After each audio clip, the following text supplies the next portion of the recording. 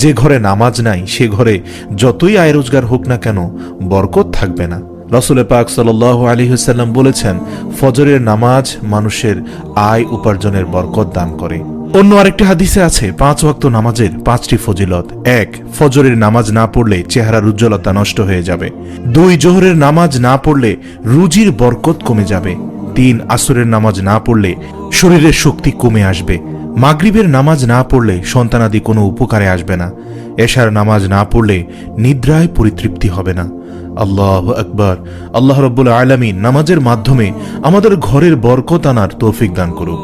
অতএব আসুন আমরা ঘরের বরকতকে স্থায়ী রাখতে মিথ্যা পরিত্যাগ করি, আল্লাহর শুকরিয়া আদায় করি, অপচয় থেকে মুক্ত থাকি এবং সাথে সাথে 5 ওয়াক্ত নামাজ জামায়াতের সাথে আদায় করি।